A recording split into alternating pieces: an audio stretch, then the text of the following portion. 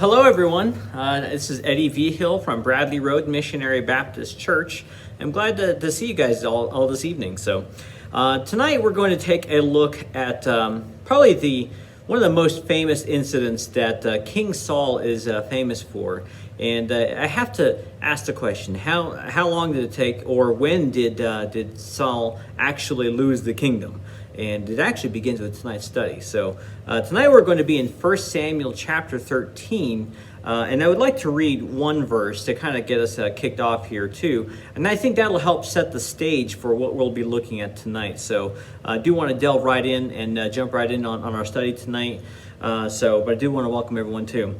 1 Samuel chapter 13, looking at specifically verse 14. 1 Samuel 13, verse 14. But now thy kingdom shall not continue.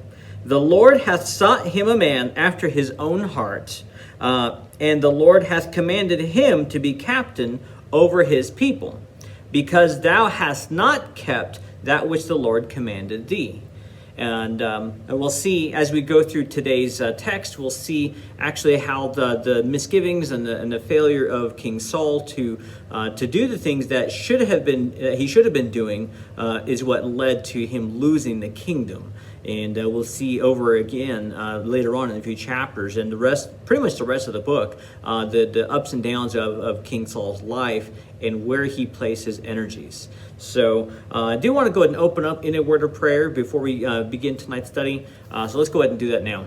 Our Father in heaven, we thank you, Lord, so much for this day. We're so thankful because you've given us your word so that we can learn about events past and how when people have either applied or misapplied or misunderstood your word or were just didn't do the things that you've commanded. Help us, Lord, to understand and to learn from those incidents so that we can learn to live more like you and to seek out your will and to do it in our everyday lives. Watch over each of us who are watching these videos. Watch over each of our respective communities and our churches. And I pray, Father, that you would help us to be that able representation of you and of your kingdom wherever we go. Help Father, help our words to be laced with grace, and that they would be full of the conviction of your power and of who you are. And as we identify with you, help us, Lord, to be successful in our endeavors so that people would see you living in us. I ask these things in Jesus' name I pray.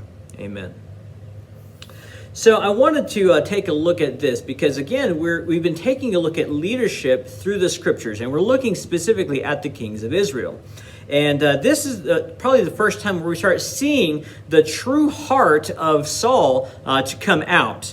And we'll see that in today's lesson.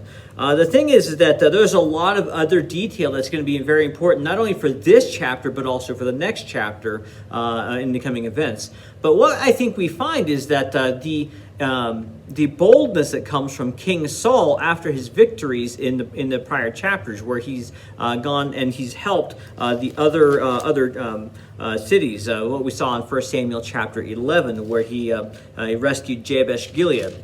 So I think emboldened by that, we start seeing where he starts to strengthen his military forces. And we see that with the beginning of chapter 13. Let's go ahead and read that together. In 1 Samuel chapter 13, beginning at verse 1, Saul reigned 1 year, and when he had reigned 2 years over Israel, Saul chose him 3,000 men of Israel, whereof 2,000 were with Saul in Michmash and in Mount Bethel, and 1,000 were with Jonathan in Gibeah of Benjamin. And the rest of the people he sent every man to his tent. And Jonathan smote the garrison of the Philistines that was in Gibeah, and the Philistines heard of it. And Saul blew the trumpet throughout all the land, saying, Let the Hebrews hear. And all Israel heard that Saul had smitten a garrison of the Philistines, and that Israel also was had in abomination with the Philistines, and the people were called together after Saul to Gilgal. And that's going to be important later here in just a few verses, Gilgal. So you may want to circle that city. And the Philistines gathered themselves together to fight with Israel 30,000 chariots and 6,000 horsemen, and people as the sand which is on the seashore in multitude.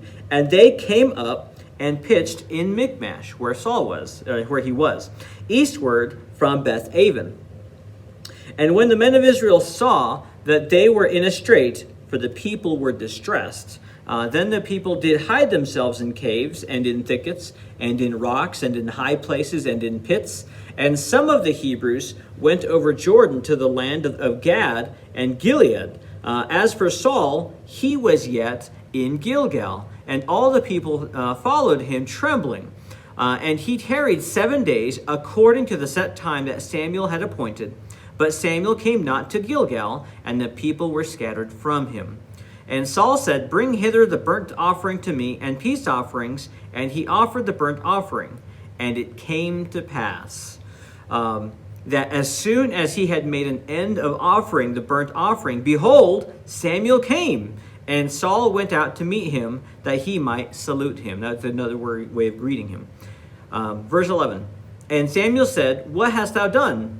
And Saul said, Because I saw that the people were scattered from me, and that thou camest not within the days appointed, and that the Philistines gathered themselves together at Michmash, therefore, said I, the Philistines will come down now upon me to Gilgal, and I have not made supplication unto the Lord. I forced myself, therefore, and offered a burnt offering. And this is where we see what happens with Saul. Verse 13. And Samuel said to Saul, Thou hast done foolishly. Thou hast not kept the commandment of the Lord thy God, which he commanded thee. For now would the Lord have established thy kingdom upon Israel forever. But now thy kingdom shall not continue. The Lord hath sought him a man after his own heart, and the Lord hath commanded him to be captain over his people, because thou hast not kept that which the Lord commanded thee. So we'll stop there for right now. But I do want us to look at some of the details that led up to this event. What happened with Saul's choice that made him do what he did. And understand that even with choices that we make, even with circumstances that are around us, how much control do we have? There's sometimes we have control, other times we don't have as much control, but we have control over ourselves. And that's what needs to be remembered through all these things, is that God gives us choice in many cases in our lives. And we are free to make choices, whether they are good or bad, but we are not free from the consequences of those choices. And that's something we always need to remember. So a little bit of context as we read that piece together. We had already seen where King Saul, he had helped the men of Jabesh Gilead. And now, during his first 1 to 2 years of his reign, okay, he did reign a number of years in Israel. But during this time, his first 2 years, he began to put together that military force to help him to be established as a kingdom. And we had noticed, and we'll see a little bit later, that there wasn't an established military for Israel just yet, although he was beginning to assemble people to do that. We saw that in verse 2. So during that first 2 years, he began to build up that military might. Verse 2 says, Saul chose him 3,000 men of Israel. 2,000 were with Saul at Michmash. 1,000 were with his son Jonathan at Gibeah of Benjamin. And then he sent everyone else back home. And remember, back in chapter 11, we had seen that he was able to amass a pretty good sized army at a very short notice. And so he sent everyone else home. That's what verse 2 says. He sent every man to his tent. What we see, though, is in his amassing this army, he's creating this military. He's wanted to go ahead and set this in order to go ahead and get his kingdom established and to go ahead and get things going in that direction. And so as we see this happening, an incident occurs that kind of fast forwards that timeline a little bit. And I will give you that here in verse 3. As Jonathan smote the garrison of the Philistines, that it was in Geba, and the Philistines heard of it, and Saul blew the trumpet throughout all the land, saying, Let the Hebrews hear. How did the Philistines respond? Do you think they took it nicely? Oh, wow, they're just trying to get reestablished. No. The Philistines, as a matter of fact, who were partly living in the land. Remember that during the time of the judges and the time of Joshua, the whole land was not cleared yet. There were still peoples that were living in the land that were supposed to have been cleared already, that weren't driven out. whether by the Lord or by Israel. And so there was there was still those peoples that were living in the area. And so they didn't take it very kindly anymore. And so now, because of this incident with Jonathan having slain a garrison of the Philistines, now we see where Israel is going to be in the forefront of the Philistines' mind. And verse 5 says, the Philistines gathered themselves together to fight with Israel. And it wasn't a small gathering. It wasn't as if the Philistines just took it lightly. They took a small band of men. They gathered in the thousands and tens of thousands. They gathered themselves together, verse 5, to fight with Israel, 30,000 chariots and 6,000 horsemen, and people as the sand which is on the seashore in multitude. And I think about some of those, maybe those movies that you've seen where you just see hordes and hordes of soldiers as far as the eye can see, maybe in this direction or in that direction. And that's what they must have been looking at. And that's how it felt to the Israelites when they're looking at the Philistines coming, just this massive army coming towards them. And that's going to set a lot of pressure on the new king of Israel. Who he's making decisions almost seemingly on the fly. And that's going to be one of the dangers that we'll be looking at today as well too, is that how our decision-making skills are used and utilized in situations. So the people that are under King Saul, what's their response going to be? Well, naturally, they're going to be maybe a little scared. They're going to be frightened. They're going to get restless. Let's see what they did. Look at verse 6. When the men of Israel saw that they were in a strait, they were in a bind or in a tight place. Okay, that's what that word strait means. For the people were distressed. Then the people did hide themselves in caves and thickets and in rocks and in high places and in pits. And some of the Hebrews went over Jordan to the land of Gad and Gilead. And as for Saul, he was yet in Gilgal, and all the people followed him trembling. So the people, their response is threefold. First and foremost, they see the news, they hear the news, and they hide themselves. Okay, what they're seeing is they feel like they're in a position where it's more likely that they're going to die, and so what do? They take to the hiding spots. What seemed like it would be an easy hiding spot, that's where they head during these times. We see that in verse 6. Verse 7, we see that they were trembling. All the people were trembling. They were scared to the point where it's now evident. You can see it all over their faces. They are scared stiff, okay, and they're afraid to go ahead and take any further action, which leads to other things that we'll see happen with King Saul. Verse 8, we see that the people even scattered. They even started leaving King Saul in verse 8. He tarried those 7 days according to the set time that Samuel had appointed, but Samuel came not to Gilgal, and the people were scattered from him. And so naturally the response is, as he has gathered these 3,000 soldiers, or these 3,000 men, I'm not even calling them soldiers yet, he's gathered these 3,000 men from Israel, and they're starting to just walk away, starting to leave. Because they are seeing and they're interpreting what they think is about to happen. They're about to be slaughtered, and so they decide, we're going to go ahead and go, and this affects King Saul in his decision making.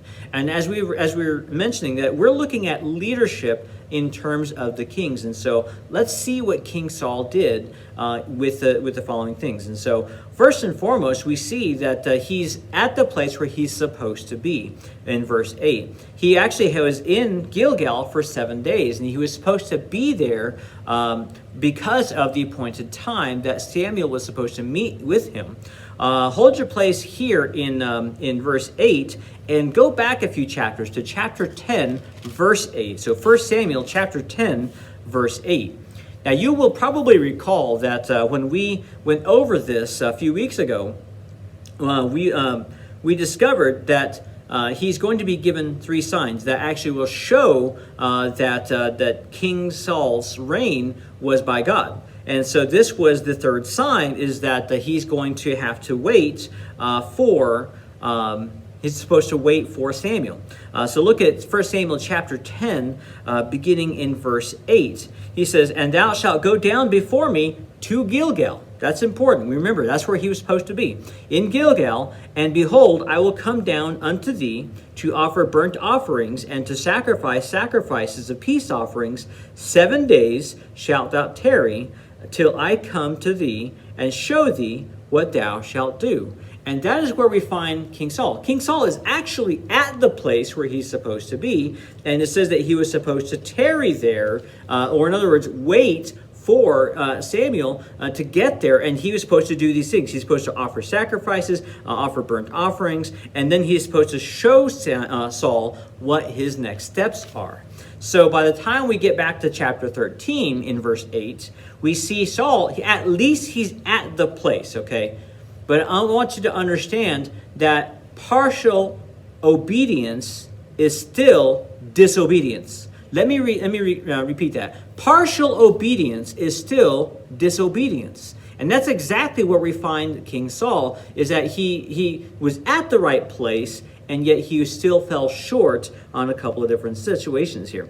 So let's go ahead and turn back to chapter 13, beginning at verse 8 again. So we see that he tarried there according to the set time. And you may want to pencil that in your Bible, is 1 Samuel chapter 10, verse 8, because it points to that time. Now, I suspect from verse 1 that this was supposed to be a regular thing between the two of them. I don't know that I could prove that, but as far as I can tell, because from what we see in chapter 13, verse 1, says that he had reigned 1 year, and 1 year reigned 2 years over Israel. We see these events coming to pass. And yet, if we look at verse 10:8, you don't turn back there just yet, but if you look at 10:8 again, he says, "You shall go down before me to Gilgal, and I will show you what you shall do." It seems to me that at least they were supposed to meet at least once a year to do that. I may be wrong on that, but I will admit that. But the thing is that we are now 2 years into his reign, and it seems kind of odd to say, well, I'm going to have you stay at an appointed time 3 years in the future, 2 years in the future, and this will be your third sign. So it actually makes more sense to me that if you stay in contact with your spiritual leaders in this case, if you stay in contact, he'll give you that advice. He'll give you the word of the Lord, and which is actually what we encourage anyway. We don't encourage people just to come to church once a year. We don't encourage people just to listen to preaching once a year, or go to a certain place, wait for 7 days, and wait for a message to hear once during a year. But you do want that regular interaction. So it does make sense, at least to me anyway, that this is probably something he would have been doing every year, and to wait at the appointed time. Now remember, he said he's supposed to wait for Samuel at that time. And what began to happen? What event began to happen that maybe created some doubt in King Saul? Well, in verse 8, 13:8, says the people were scattered from him. They started to leave him. And that's the thing, is that we need to remember that whenever we're making decisions, we need to make sure that our thoughts are based in reality. We do also need to make sure that as a leader, that there are going to be people that do walk away from us, and yet can the Lord still deliver? Can God still provide during those times? Would King Saul have been the first one or the last one to see people walk away from him for waiting on the Lord? No, not at all. As a matter of fact, multiple times people left Jesus. You think about this, the Son of God, people left him over and again. He fed 5,000 people plus. He fed 4,000 people plus on another occasion. Both times, many people left him on that day, and he didn't necessarily go chasing after him. But there were times that God can save by many, or he can save by few. And so that's something that Saul needed to remember as well too. In 13 verse 8 though, the people were scattering from him, and now he's starting to go into panic mode. And that's the thing, as a leader, we do need to remember that to stay calm, assess the situation, and then respond appropriately. And that's what we need to remember too.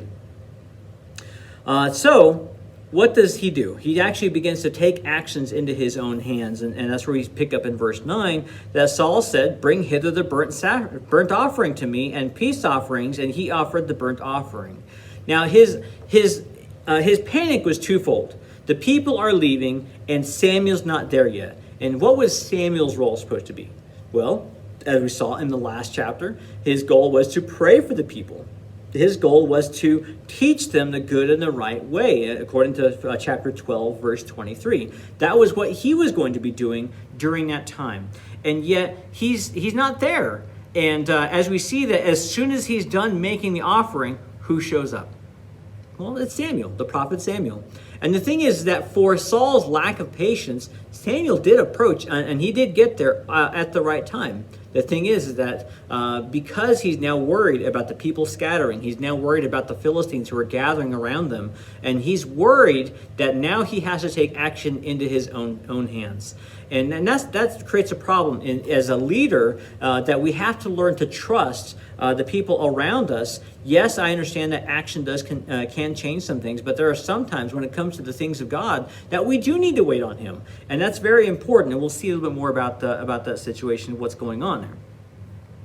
So as he offers it, verse 10, he says that it came to pass as soon as he made an offering, an end of the offering to the burnt offering, behold, Samuel came, and Saul went out to meet him that he might salute him. He thinks he's done a good thing, when in actuality he has been disobedient to the command of God, to wait for God's man to get there who would be doing that piece. Remember, even in the Levitical times, with the Levitical offerings, it was only supposed to be the priests that were doing the offering, or a man of God that God had intended and that God had appointed to serve in that capacity.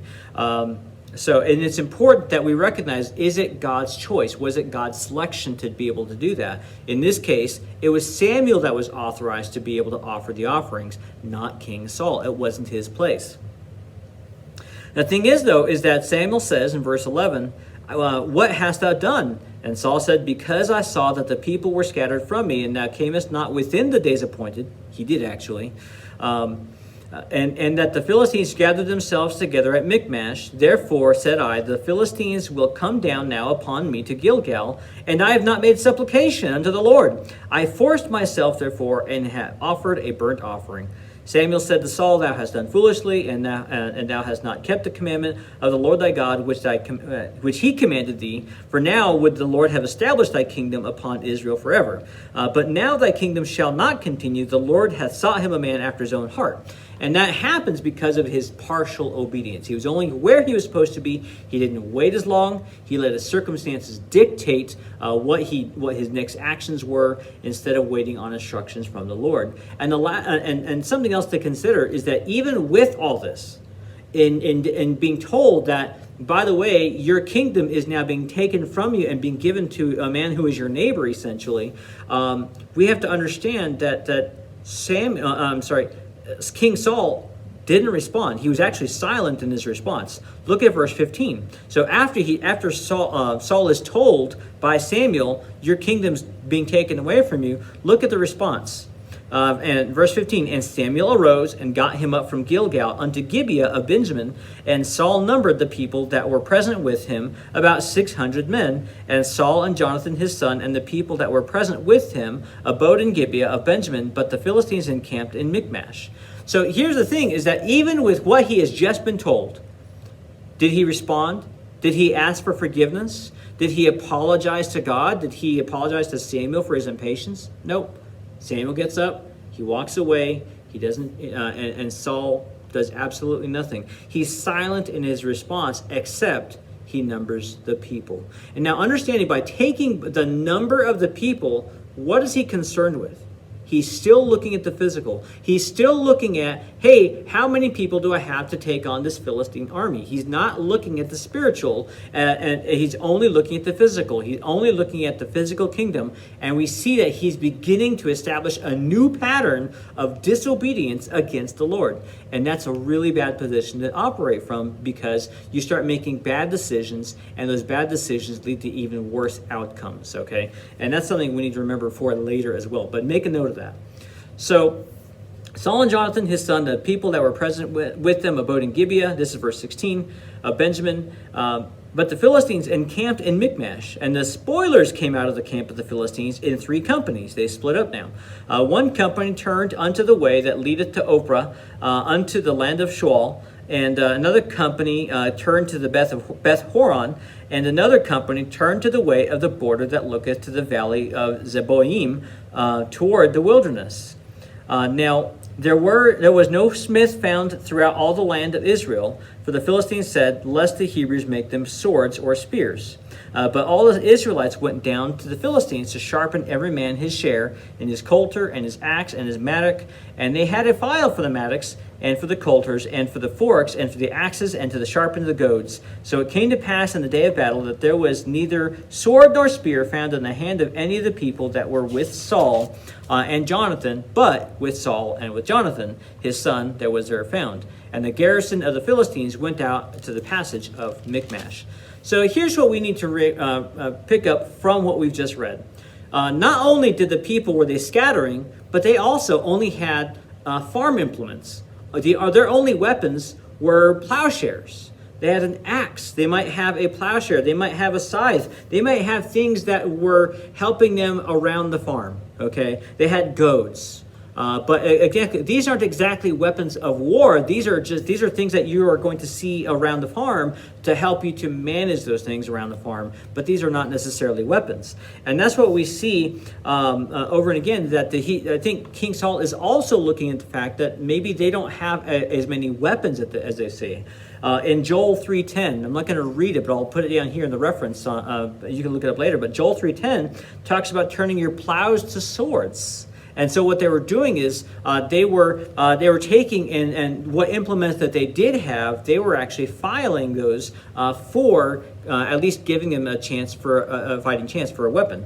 Later on, however, in Isaiah chapter 2 verse 4, it's the other way around, turning swords into plowshares, and so taking those weapons of war and turning them into farming equipment. So, and I think all of these play into King Saul's decisions. So, now that we've taken a look at the whole chapter, let's see what we can glean from these decisions. First and foremost, whenever we're looking at this situation with King Saul, understand, coming back to verse 3, he blew the trumpet, and the incident with Jonathan, his son, they took out a Philistine garrison, and that's what prompted the Philistine armies to start gathering together. Yet, when Saul blew the trumpet in verse 3, he says, and let the Hebrews hear, all Israel heard, say that Saul had smitten a garrison of the Philistines. So even though his son is the one that did the work, who's taking the glory for that battle? Well, Saul didn't exactly stop them from giving credit to where credit is due.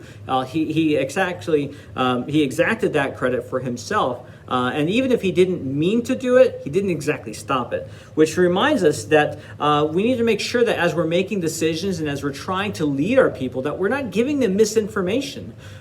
Jonathan fought valiantly and took out a small garrison of the Philistines. Now, I'll talk about that more next week when we look at chapter 14. But what we see is that he's letting misinformation to kind of help prompt hopefully a little bit of support from the people, but he's not giving them accurate information. So from a leadership perspective, you do want to make sure you're giving accurate information, as accurate as possible, with the best information possible. But when you have access to correct information, make sure you give credit where credit's due. And I think that's very important. Secondly is that in leadership, we understand that there's going to be times when the people that we lead, the people that we serve, there's going to be times where maybe they are going to be scared, and that's understandable. That's okay. The thing is, what do we do at those times? What do we do with those situations that come up where the people and they're frightened? What do we do in those situations? Well, the people, they were distressed. We saw it in verse 6. They were scared. They were stressed. They hid themselves. They trembled in verse 8. We know that they scattered. They trembled in verse 7. They scattered in verse 8. We know that they were doing these things. Let me just say this. Leaders lead. Leaders lead during these times as well. And yes, they listen to the people, but they also want to make sure that their thoughts are based in reality. We saw the same thing with King Hezekiah much, much later. These are generations later. But towards the end of the reign of the kings of Israel, the Assyrians came up to attack Jerusalem. And that's something that they were saying is, don't let King Hezekiah fool you, saying that the Lord will fight your fights for you. And yet that's exactly what King Hezekiah had done, is that he said that the Lord will fight for you. He took the problems to the Lord, and the Lord intervened. And that's exactly something thing that King Saul could have done in this case, is that he could lead the people and help them to engender trust, not only in his reign, in his leadership, but also, remember, God is his king. And so help the people to trust the Lord during those times. Yes, there are always going to be hard times, but what can we do as the spiritual leaders of the house, of our own houses or of our own churches? We can remind people that God is the Lord, and that because he is who he is, that we can trust him even in our most feared times. When we're the most scared, he is there, and that we can wait on the Lord. That's something that we need to remember too, that we do need to wait on the Lord. Another thing that we find where with Saul's bad decisions here is that he took things into his own hands. He took things that were out of his responsibilities. He didn't wait on the Lord. He didn't wait on the Lord's man. And he ended up paying. It cost him dearly, essentially. But what we find is that he wasn't waiting on the Lord. He was making hasty decisions. And that's, and I understand that sometimes you need to make decisions quickly, but understand that he needed to be waiting during this time. And we see that over and again throughout the Old Testament, that we need to be waiting on the Lord and seeking him for counsel, seeking his advice, asking his leadership. Lord, what do you want? And then you let the Spirit of God lead you. That's why time of prayer and spending time in his word is so important, because it is those times that kind of calm our minds, calm our hearts, calm our fears. It is those times when we actually are strengthened to do the things that God has asked us to do. Now, God wasn't afraid of him taking on the Philistine army, as we've seen over and again throughout the Old Testament, that God has helped kings and other leaders and judges to take on groups and other nations that were even sometimes much larger than themselves, okay? And yet, we need to wait.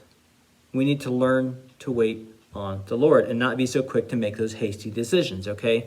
Another thing that King Saul did is he made excuses. And that's one of the worst things that a leader can do, is just to continually make excuses. And I say this quite often, is you can make excuses or you can make things happen, but you can't do both. And look at what he says in verse 11. 1 Samuel 13:11 says, Samuel said, what hast thou done? And Saul said in response, he gives 3 reasons. He says, because I saw that the people were scattered from me. So he feels like he's losing control. Reason number 2, thou camest not within the days appointed. And as I mentioned earlier, he actually did, because as soon as he was done offering it, here comes Samuel. So, but he uses that as an excuse. And the third reason, he says, and the Philistines gathered themselves together at Michmash. So he's probably able to see over to the side and see the gathering armies where they're starting he can see the hordes beginning to gather to take on Israel. And so he's letting those circumstances around him to dictate what he's doing, instead of being able to lead with efficiency and patience and humility. Instead of doing those things, he's letting his circumstances to help him make those decisions, instead of leading through those circumstances. And that's where he says in verse 12, he says, therefore said I, the Philistines will come down now upon me to Gilgal, and I have not made supplication unto the Lord. I forced myself. And here's the thing that I think is one of the saddest things about the whole situation. The whole thing is that he's got some fake righteousness. He is feigning his responsibility. He makes it sound like, well, I just had to do these things. I recognize I hadn't gone to the Lord. I hadn't made supplication. I hadn't asked him what I should do. And so I forced myself. And it sounds good at first until you realize he really hadn't been obedient. He hadn't been patient. He hadn't trusted the Lord in that time. And what he's using it as an excuse for, and as a justification for what he did. And it's sad, because of the fact that it actually shows that he's now creating a new pattern of disobedience in his own life. And so he's saying, I forced myself, therefore, and offered a burnt offering. So where do we see this? Where's this going? As we saw in verses 13 and 14, Samuel reminds King Saul, you're losing the kingdom. Because of your disobedience, you didn't follow you've done foolishly, you didn't follow the commandment, and because of that, God has chosen another man to be the new king. And understand that God is Saul's king. Even though Saul himself is king over Israel, who is Saul's leader? Who is Saul's king? Well, God is their king. And that never changed. Even though Israel now has a king, a physical person that they can look and they can see, God is still their king. And what he's done is saying, King, my king, I don't care what you say. And that is a very fearful place to be in a person's life, is when we say, I don't want to be following the will of the Lord. I can say, yes, he's my king in good times, but is he your king in bad times? And Saul very obviously says, no, he's not my king. And so Samuel arose, got him to Gilgal and unto Gibeah of Benjamin. Saul numbered the people that were present with him. And that's the thing, is that he's disobedient. He's been impatient. He let his circumstances guide him instead of the other way around. And then there's no response. We don't see any remorse from King Saul for what he's done. He just says, okay, we're just going to go ahead and count the people. Do we have the right numbers to overcome these people? And we're going to close on that for right now. But understand that as we look at Saul, what we're seeing today is the beginning of Saul's disobedient lifestyle. That it says that basically he's not repentant towards God, that he's rather willing just to go and do things on his own terms. And that's a very dangerous place to be, my friend. Look, if you can look through the Bible, look through the Old Testament, look at these examples, okay, of times where people were partially obedient versus completely and wholly obedient. Look at what happened in their lives, and look at their lives. Is this something you're seeing in your own life? Are you seeing a pattern of disobedience or obedience in your own life? And if you start looking for that, you might see where exactly you fall with the Lord. So I do encourage you to go ahead and look at that, examine your own life. If you have any questions, please feel free to reach out to us. Understand that God does want us to wait on him. I do want to leave us with two scriptures that should give us some direction on what we should be doing and how the Lord leads us, okay? The first one is Psalm 27, verse 14. Psalm 27, verse 14. Wait on the Lord, be of good courage, and he shall strengthen your heart. Wait, I say, on the Lord. The second psalm is from Psalm 37, verse 34. So Psalm 37, 34 says, Wait on the Lord, and keep his way, and he shall exalt thee to inherit the land. When the wicked are cut off, thou shalt see it. And the thing is that we do need to be waiting on the Lord. It may be hard sometimes. Sometimes the waiting game is sometimes one of the hardest things to do. But it is absolutely necessary. And it gives you that time to focus on him, to meditate on his word, to be in prayer, and just consider what is his will. And that's what I want to ask you to do as well, too. Look at this example, study it out, and as you read ahead through the rest of the book of 1 Samuel, consider this is the beginning. Ask yourself, in your life, is this the beginning of disobedience or obedience? And I hope and I pray that this is the beginning of your days of obedience, even sometimes learning from someone who is disobedient. So that's it, that I'm going to wrap it up for here today. I do want to close in a word of prayer. Let's go ahead and do that right now. Father God in heaven, we thank you so much for this example. And I pray that we would learn from this example of what not to do. And I pray that we would look at this, we'd look at the lessons that are learned, and that we'd learn to seek out your will and your word, and to just meditate on the things of God. Help us, Father, to understand and to pull out the things that you're seeking for us to do even today, and to not hold back, but to give ourselves wholly unto you, that we could give you our whole heart, our whole mind, our whole strength, everything about us, Lord, that we'd give it back to you, and in doing so, we'd become more in tune with your will. Help us, Lord, to do that so that we can be faithful and obedient in all things that pertain to you and to your kingdom. Help us, Lord, to have a good example to the people around us. I ask this in Jesus' name I pray. Amen. Thank you again so much for your time today. If you haven't done so already, please subscribe to our channel, and that way you can be notified anytime we have new videos that post. Please like, comment, and share, and we'll see you on Sunday.